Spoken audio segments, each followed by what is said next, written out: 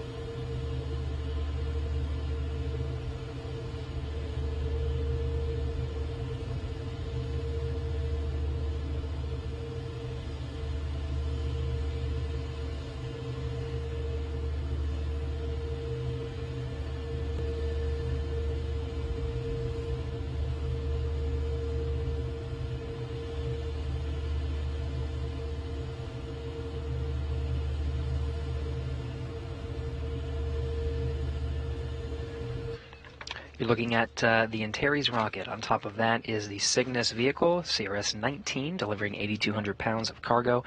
Fueling is wrapping up here. By the time we get to T0, it will be completely filled. You can see the LOX venting happening on the side of the vehicle right now. That's the oxidizer. Antares uses RP1 kerosene propellant and the liquid oxygen oxidizer on the first stage. The second stage is a solid rocket motor. So that venting is part of the fueling process, and we'll continue to see that venting, the billowing of the cloudy smoke there on the side of the vehicle throughout the duration of the countdown to T0. Again, we're going down to 8:31 p.m. We're watching all of this from the International Space Station Flight Control Room. You can see it on the center of our screen. We're following along every step of the way, and we will continue to do so throughout the flight of Antares and the flight of Cygnus to the International Space Station. For launch, the teams here in the International Space Station Flight Control Room are led by Flight Director Marcos Flores. During the Orbit 3 shift, Marcos has the responsibility of the International Space Station and overseeing all the operations on board while the crew is in a sleep period. No Capcom today. If the crew needs anything during their sleep period, it'll be Marcos answering the call. The visiting vehicle officer is Ray Bijanes. It is his job here in Mission Control Houston to communicate with the teams that you saw earlier in Dulles, Virginia, the Northrop Grumman teams, and be working with them every step of the way to make sure Cygnus is making its incremental steps to rendezvous with the International Space Station for an on-time launch today. We're looking at a Friday morning rendezvous and berthing to the International Space Station. Ray will be watching the operations here for this leg of the trip. LC Prop 2 in work. Now, currently in a sleep period, though they may be waking up. It's midnight GMT aboard the International Space Station, but they could be tuning into this coverage. It is their sleep period, though, so they may be getting some well-deserved rest for the operations to capture and berth the Cygnus to the space station on Friday. From left to right, we have Frank Rubio, NASA astronaut, Dmitry Petelin of Roscosmos, Sultan Al-Nayati of the United Arab Emirates. We have Woody Hoberg there in the center frame, NASA astronaut. Right to his right is NASA astronaut Steve Bowen. Andrei Fedyaev is the Roscosmos cosmonaut to the right of Steve Bowen. And then rounding out the crew, the International Space Station's commander, Sergei Prokopyev.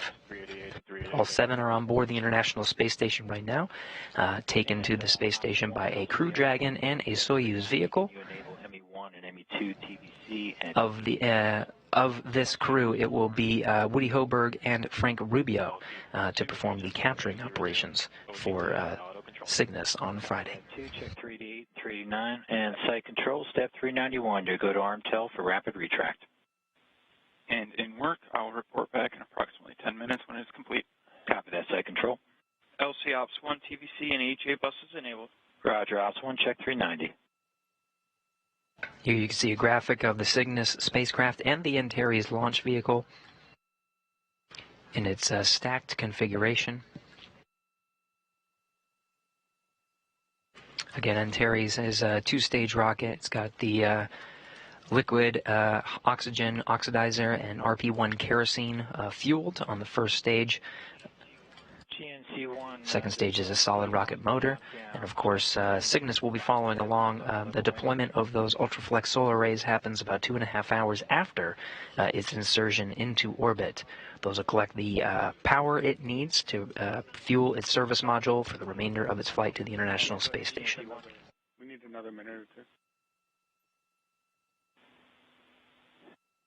We need another minute or two. Okay, copy that. Cygnus has a late loading operations capability for the Antares 230 Plus. The top of the fairing has a pop-top fairing to allow late loading in this specialized facility here during the phase where the vehicle is horizontal. That pop-top fairing allows for any late loading capabilities. We did get word that the part of the late load was some frozen treats.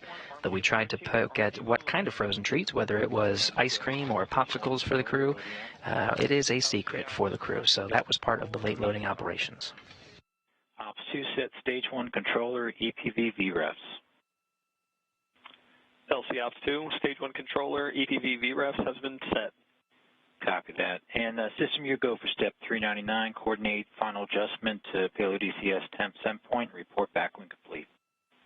LC in work.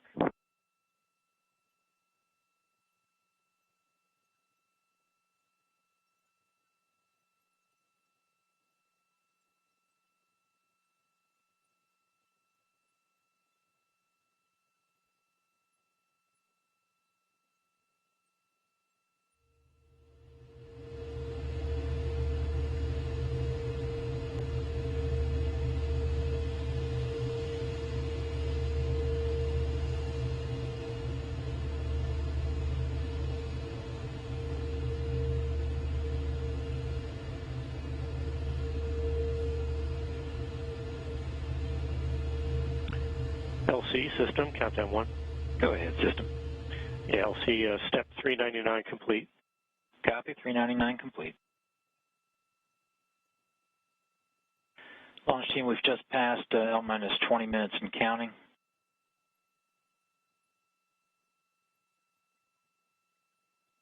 Okay, you're hearing the countdown net over at Wallops Island from the Wallops Range Control Center, going through the methodic milestones. We're 20 minutes away from launch. Everything is looking good as the vehicle transitions to internal power. While we wait and continue to flow through these milestones, we do have a special guest on the line with us to talk us through some of the things that are happening. First, we have Christina Halona, Antares Systems Engineering Program Manager at Northrop Grumman. Christina, do we have you? Hi, Gary. Yes, you do have me. Thank you. I'm excited to be here, and many thanks to everyone joining us today to see a successful Antares launch and Cygnus mission to the International Space Station. Thanks for joining us, Christina. It's been a bit to get this vehicle in its position that we see now. Can you take us through what it took to get Antares into this vertical position, specifically the rollout? Sure. This is Northrop Grumman's 19th mission, as you had stated before, and it definitely takes the entire Northrop Grumman team from Chandler, Arizona, and Dulles, Virginia, months and months to get the Antares 230 Plus vehicle ready for launch. It definitely starts with the vehicle being manufactured there at the Horizontal Integration Facility, which we call the HIF, at Wallops Flight Facility, and then we roll out the Antares rocket to the Pad 0A. It's definitely a rain or shine event. Thankfully, this week we rolled out Antares to Pad 0A, and where we have several engineers, about 20-ish, 30-ish people from various disciplines, and they all walk with the vehicle from the HIF to the pad.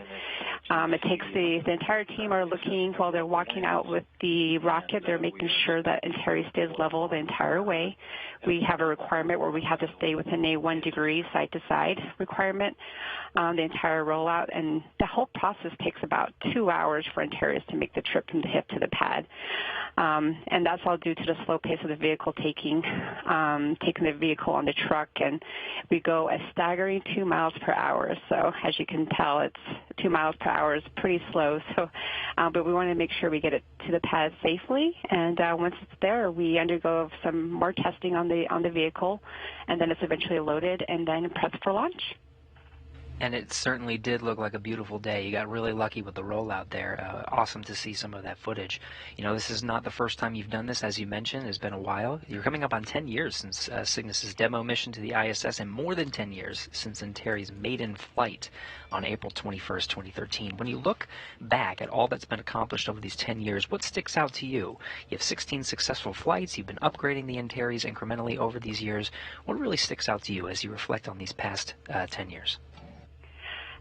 The one thing that Northrop Grumman is very happy to share is that Antares has carried approximately 130,000 pounds of cargo to the International Space Station, and our Cygnus spacecrafts in total have hauled away about 91,000 pounds of waste. So, like you said, over the years we have expanded the capabilities of Antares and Cygnus to increase our cargo capabilities. We perform late loads. We also offer reboost services and perform various secondary missions as well. So here at Northrop Grumman, we definitely understand the importance that the resupply missions are not only to NASA, but their astronauts and the critical research that we've done aboard the ISS. You know, there's been so much, advances of technology that have come from their research in space, and we're definitely honored to be a part of it and excited for all the missions to come, and this one for today, for sure. Very good, and we're hearing some of the milestones in the background. The countdown is continuing. Cygnus's transition to launch mode. We're getting ready to send CRS-19 to the International Space Station, named the SS Laurel Clark. I wonder if this Cygnus, this vehicle, this mission, and the name have any personal significance to you, something that you tie very closely to this specific mission. Hi, Gary. Yes, actually, I was an undergraduate student at Arizona State University when Dr. Laura Clark was picked to be an astronaut, and being a Navajo woman and studying aerospace engineering, along with countless other STEM, women around the world who were wanting to pursue their engineering degrees. It was, it was Laurel. She was an astronaut. She was a medical doctor, a U.S. Navy captain, a space shuttle mission specialist, and the thing that was very special to me is that she was also a fellow astronaut Group 16 classmate of one of my mentors, who was a retired astronaut, Dr. John Harrington of the Chickasaw Nation, who was the first Native American in space. So she really had a tight bond with her entire class, and just knowing that cousin really stuck out to me. And it's her incredible accomplished career and passion for the research in space that helped me cement my work in the aerospace industry. And it's been 20 years since Columbia's space shuttle tragedy, and where Laurel and 6 others of the astronauts lost their lives. And it's just been amazing to witness Dr. Clark's career achievements that took her career to under the sea and to the stars, basically. And she and the entire Columbia crew of the STS-107 continue to inspire future generations of explorers. And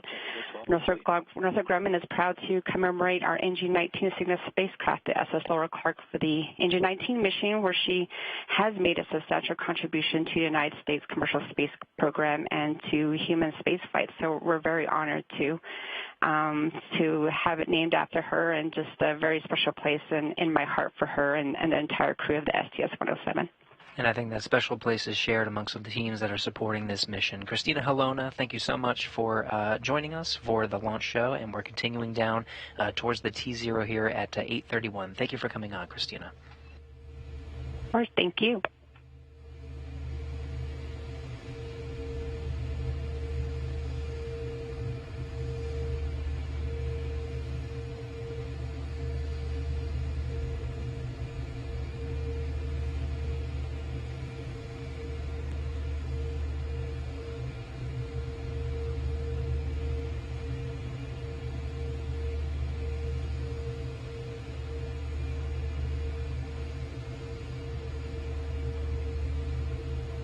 And as mentioned, as we were talking with Christina, the milestones for counting this mission down to T0 have been moving along. Okay, Launch Team LC, we're coming up on our poll to proceed with final countdown. This is step 414. GSO? GSO is go. RSO? RSO's go. TD? TD's go. Prop lead? Prop lead's go. Stage 1. Stage 1 is go. MES1? MES1 is go. GCE? GCE is go. ACE? ACE is go. Mars? Mars is go. CMD? CMD go. LD? LD is go. NG? Northrop Grumman is proud to honor accomplished NASA astronaut, medical doctor, U.S. Navy captain, and Space Shuttle mission specialist Dr. Laurel Clark. Laurel was a passionate contributor to the space program, improving our understanding of spaceflight effects on the human body. Her crew's successful completion of 80 experiments on the STS-107 mission advanced the bioscience knowledge of plant growth in space. A proud and dedicated wife and mother, Laurel spent most of her free time during the mission conversing with her family. But when she did get time to look out, she described it as glorious. It is therefore an honor to return her legacy to space to once again enjoy the view as the SS Laurel Clark and Northrop Grumman are go for launch. Copy that. We are good to proceed with final countdown. Check step 414. Godspeed, Patrick James.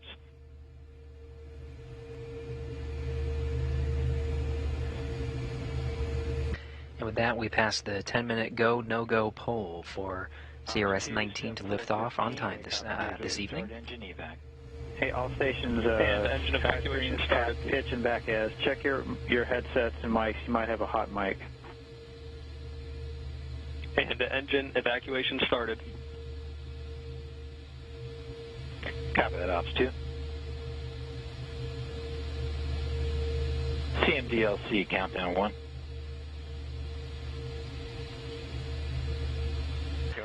So in the final 10 minutes of this countdown, we'll be following along through the milestones to get Antares prepared for launch.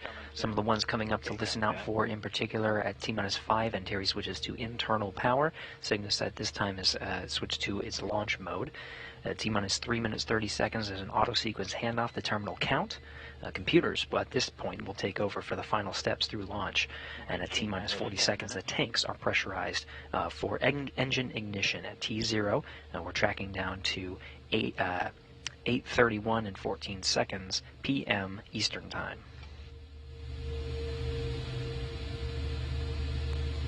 LC, MES-1, vacuum verified in the fuel circuits.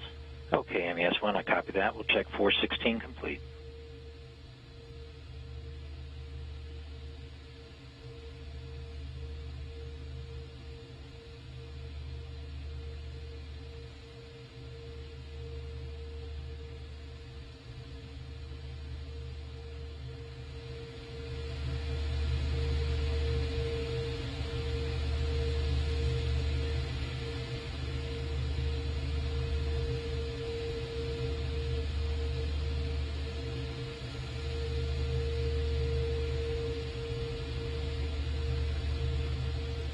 Live shots of the liquid rocket engines that will mix RP-1 kerosene and liquid oxygen. To go to enable ACS VDMs. LC Alps 1, ACS, VDMs, internal power on. LC Elect 1, ACS, VDMs enabled, voltage nominal, ODM commands are clear. Copy, Elect 1. We'll check step 417 and 418.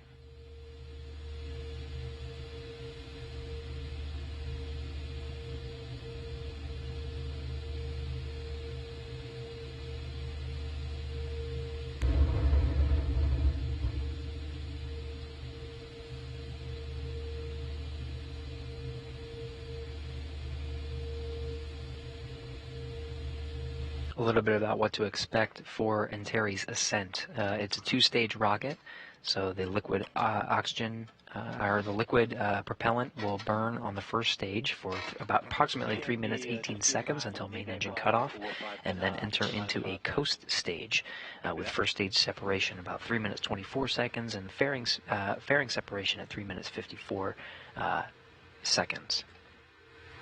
There's an interstage separation, and then the stage 2 ignition after 4 minutes. And this stage 2 is a solid rocket motor that burns for 2 minutes and 44 seconds. After another coast period, the spacecraft will separate from the second stage shortly after 9 minutes to insert Cygnus into orbit.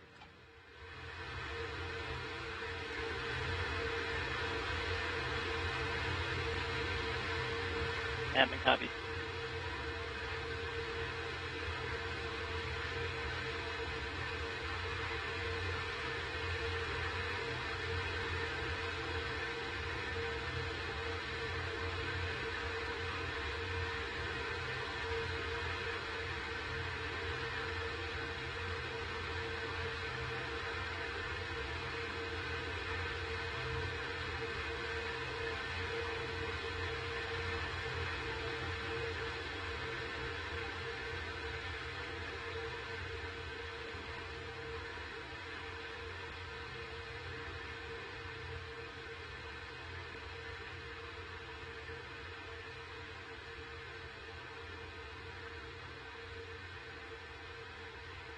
LC top Libya step 421, VTSO activation verified.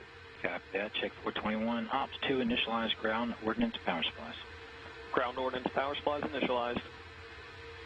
LC Elect 1, ground ordnance power supplies are nominal. Copy that. Elect 1, check 422 and 423.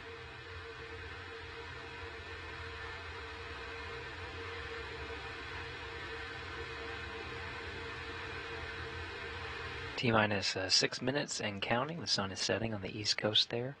Antares and Cygnus illuminated by the floodlights on the launch pad. That's pad 0A at the Mid-Atlantic Regional Spaceport. Initiated. Time 002503. Copy that. Check 425 complete.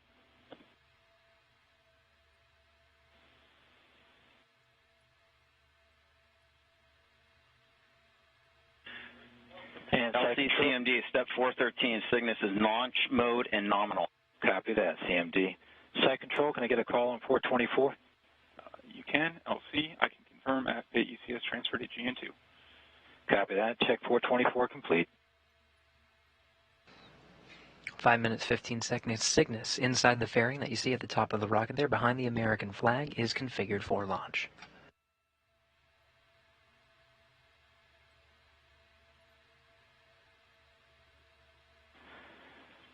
Ops 2 LC, step 426. You go to initiate engine priming.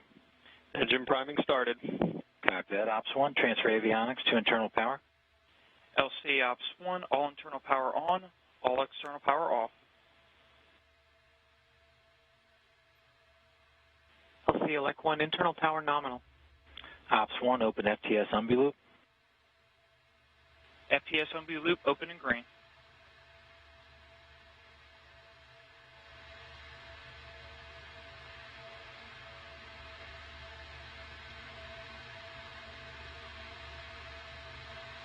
FTLU and FTS receiver indications are nominal. Ops 1, you go to send all arm command. LC Ops 1, all arm command sent. LC elect 1, safe and arms, and ODMs are all armed. NASA TV, report range status. Range is green.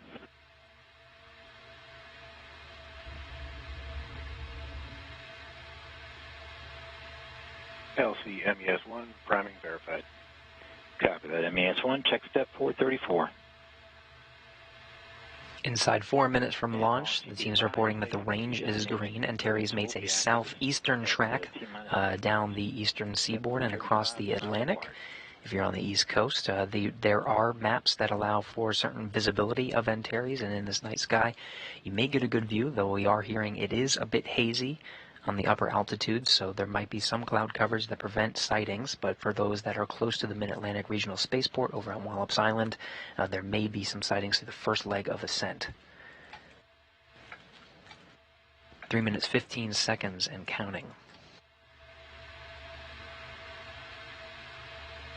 LC elect 1, FC command is in flight mode. Copy that. Check 437.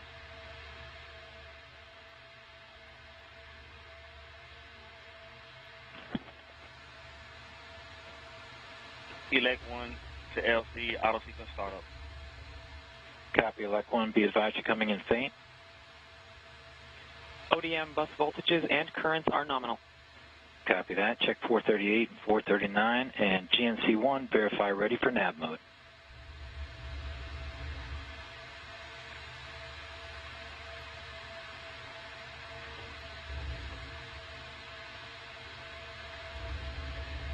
LC GNC1, ready for nav. Copy that. Ops 2, switch to nav. LC Ops 2 switched to nav. Check 441.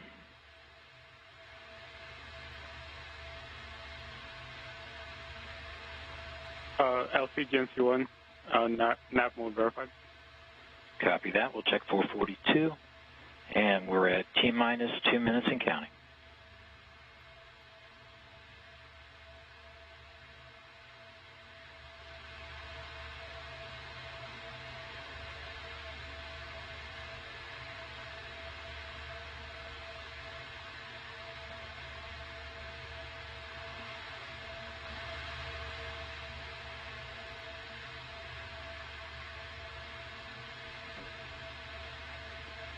T-minus 1 minute, 30 seconds.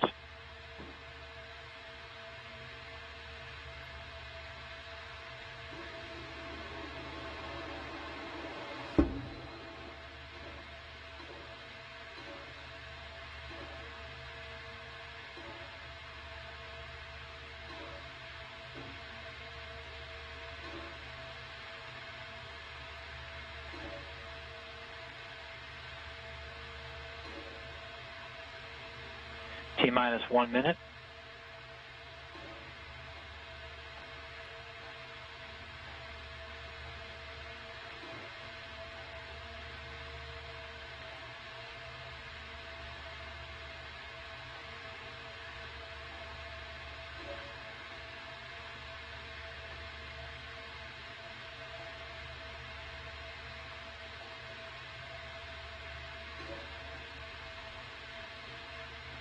T-minus 30 seconds.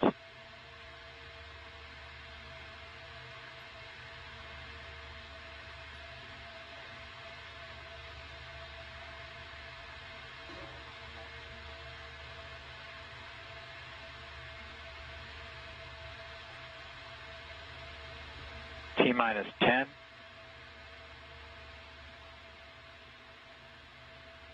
5, 4, 3, 2, 1.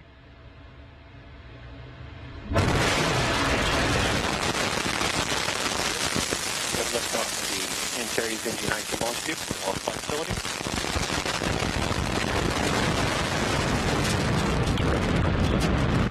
Antares taking Northrop Grumman's commercial resupply mission 19 into orbit to the International Space Station.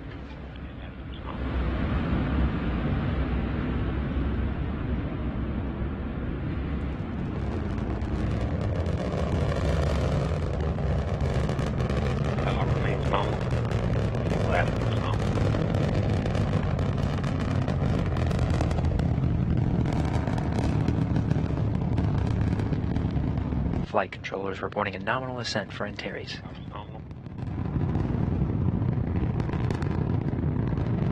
Attitude nominal. Pressurization is nominal. Engines remain at 100% thrust and steady. Stage 1 TBC is nominal.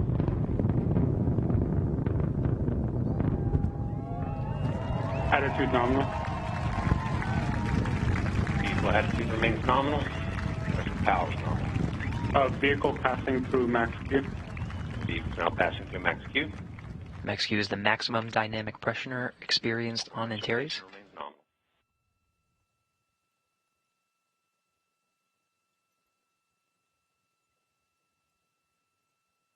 Core pressurization valves are nominal. Engines remain nominal and steady. LCA, your go. Godspeed, Antares. Thank you, LCA. Halfway through the burn, 100 seconds to MECO, passing to 30,000 feet. Attitude nominal. Attitude remains nominal.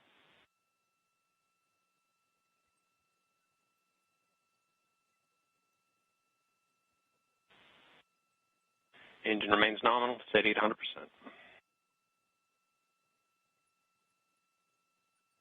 Passing through 5,000 feet per second.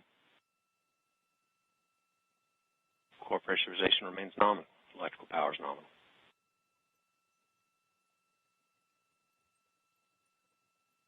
TVC remains nominal.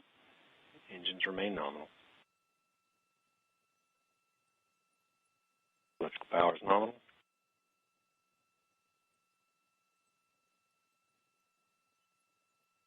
Core position is nominal. We're approximately 40 seconds from MECO.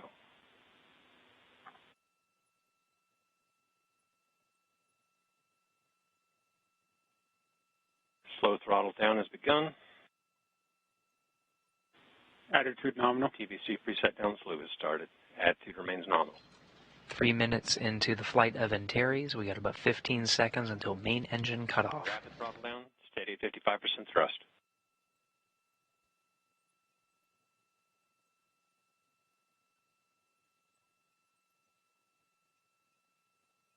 And we have main engine cutoff.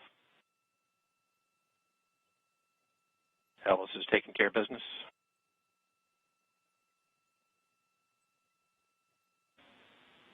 We have stage separation. Switching to animation with confirmed stage separation as we lose Antares into the clouds on this hazy evening. Enabled. ACS is enabled. Stage 2 ignition time expected at mission time 2:46. Stage 1 ignition expected approximately stage 2 ignition expected in approximately 10 seconds. Fairing is separated. Antares currently in a coast phase. Stage 2 ignition and TVC battery is nominal. Second stage solid rocket motor has ignited. Power remains nominal. The stage will burn for 2 minutes and 44 seconds. The Caster 30XL will burn for approximately 2.5 minutes.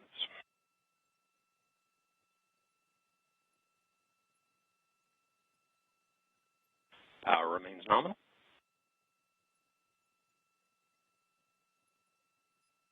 Stage 2 TVC is nominal. Flight controllers reporting good performance on the second stage.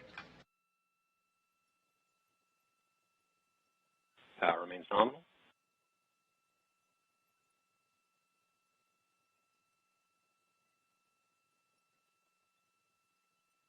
TVC remains nominal in stage 2. And power's nominal.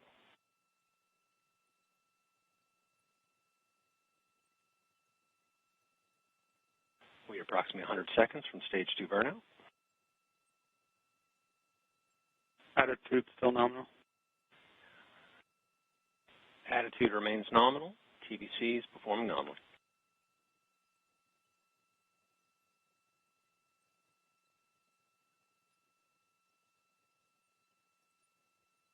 Power remains nominal.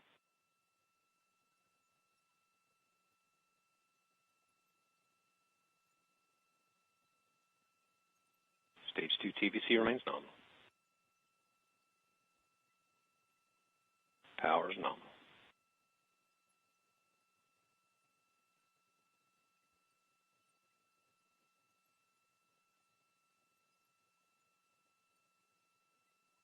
TVC remains nominal. 50 seconds to stage 2 burnout.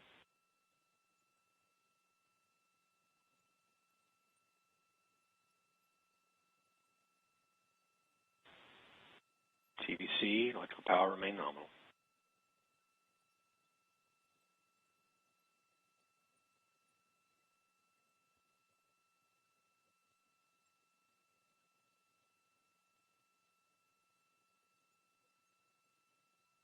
TVC and power remain nominal. We're beginning to see tail off in the motor pressure, and we have stage 2 burnout.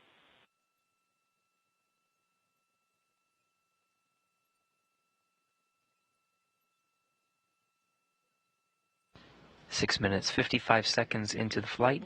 The second stage solid rocket motor has burned out. ACS enabled. Or ACS payload enabled. We're now entering about approximately a 2-minute coast phase. Antares is in orbit and will coast for roughly 100 seconds prior to payload separation.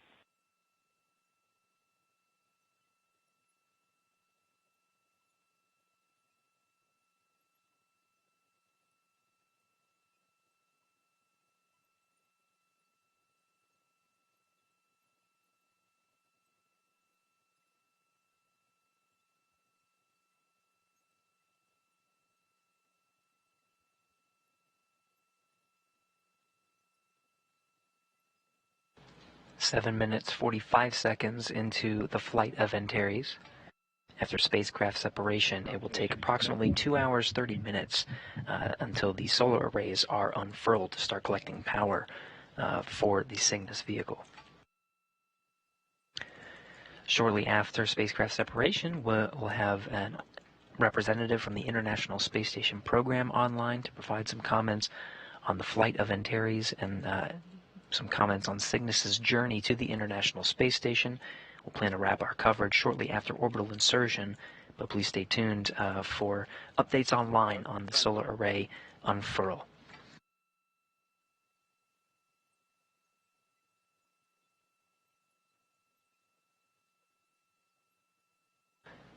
Spacecraft separation is coming up on 30 seconds.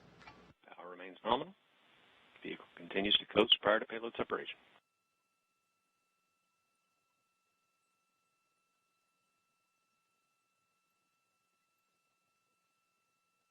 And we have payload separation.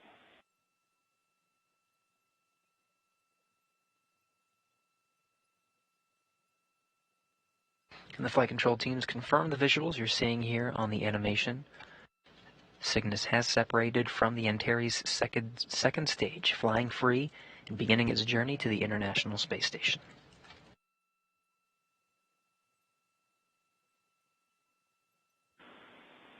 All right, launch team LC on Countdown Net. We're going to go ahead and proceed with our post-launch checklist. We've confirmed that we've had Cygnus separation. Congratulations to the Cygnus team, and that sound you heard a little earlier was a mic drop.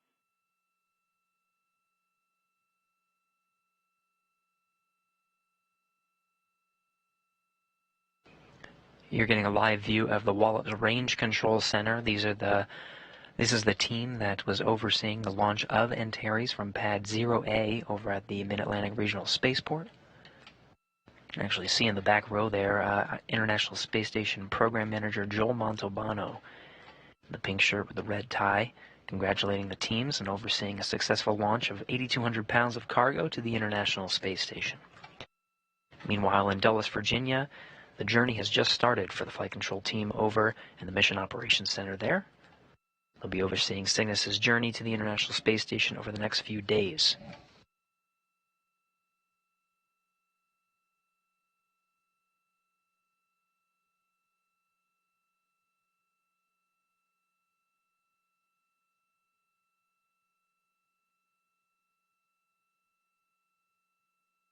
Of course, the operations today were executed by the team you see on the screen here, International Space Station Flight Control Room. We've been monitoring every step of the countdown and Antares flight and delivery of Cygnus into orbit. Successful delivery from Wallops. Thanks to the Wallops Range Control Center team there, all shaking hands and congratulating each other. And of course, Northrop Grumman Mission Operations Center. They'll be overseeing Cygnus's flight, as well as us here in the International Space Station Flight Control Room to ensure a safe journey over the next couple of days until Friday morning when Cygnus arrives at the International Space Station and is captured by the station's robotic arm.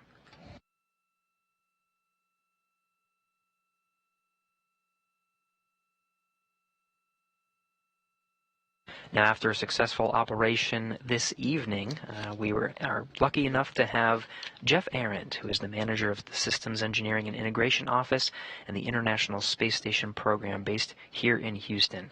Jeff, how do you hear us? Loud and clear. Gary, how do you hear me? Hey, loud and clear. Thank you for joining us, Jeff, and providing some remarks. We just saw Antares deliver 8,200 pounds of cargo, including science and supplies, to the into orbit, and it's on its way to the International Space Station. I'm curious, from your perspective, from the International Space Station program perspective, what are some of the key highlights of science, hardware, something on this vehicle, something on this mission that you're particularly looking forward to arriving at the International Space Station? Yeah, that's a great question. I think three come to my mind pretty quick. The first would be this is the final iteration of the Sapphire series of spacecraft fire protection experiments, and so that's flying on this flight. That's been a really interesting set of experiments, and we've learned a tremendous amount, to be honest with you. The second, I think, we're flying some neural cells that will be cultured in 3D cell models for gene therapy testing. The experiment is called Neuronics. Gene therapy shows promise, but the 3D models needed to test these therapies do not form in Earth's gravity, so creating these 3D cell cultures in microgravity could provide a critical platform for drug discovery and gene therapy testing, so really, really cool stuff. The last would be we're actually flying a new potable water dispenser. We're actually calling it our Exploration Portable Water Dispenser.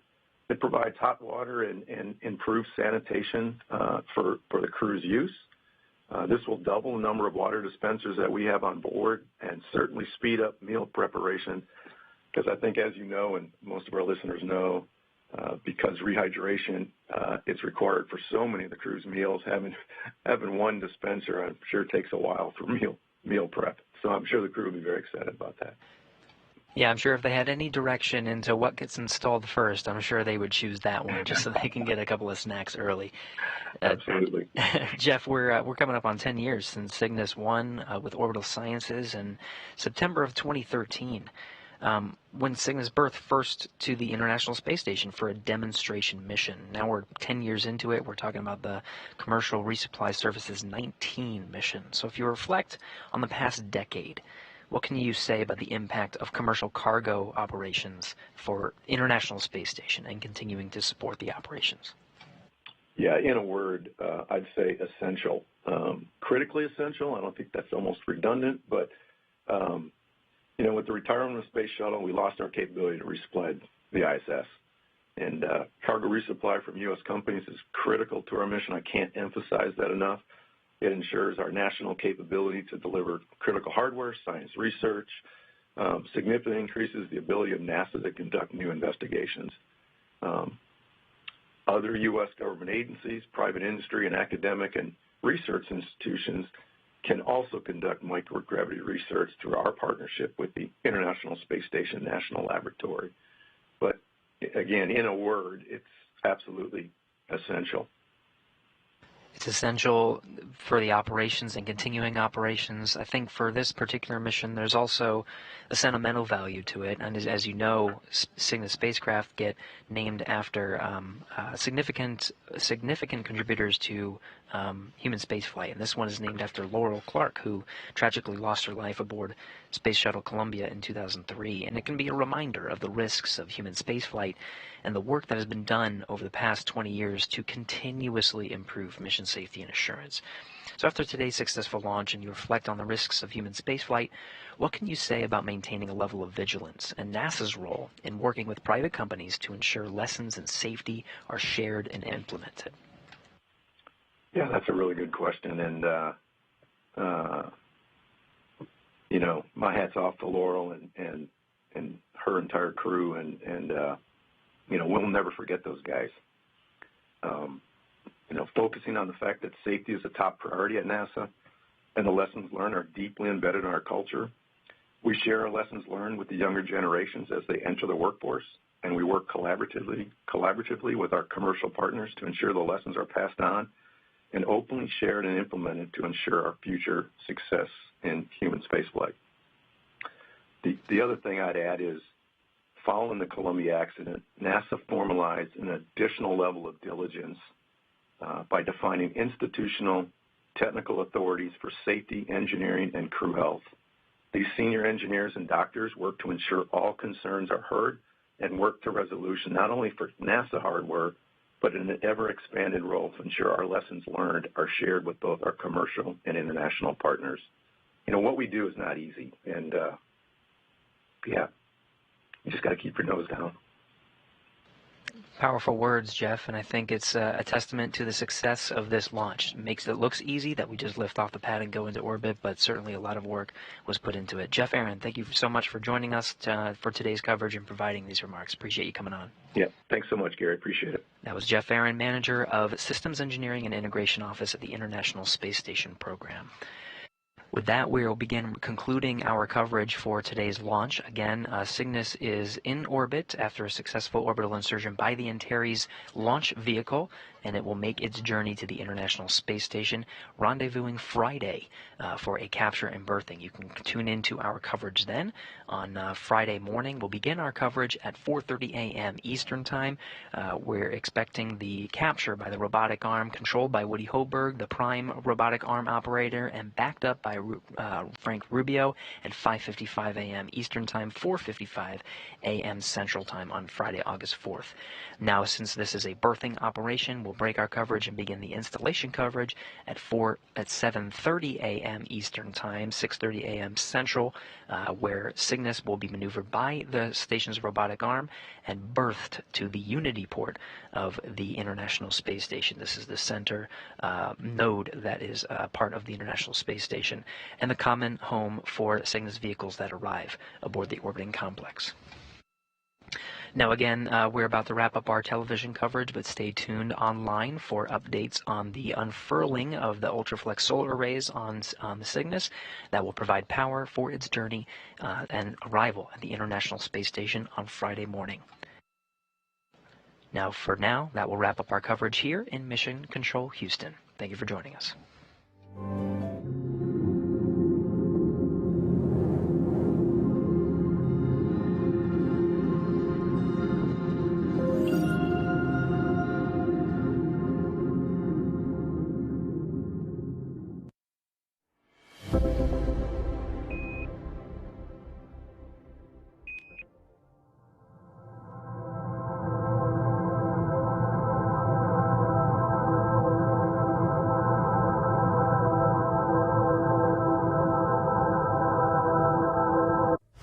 It's a new era of pioneers, star sailors, thinkers, and adventurers. 3, 2, 1, 0. All engine running. Let's go.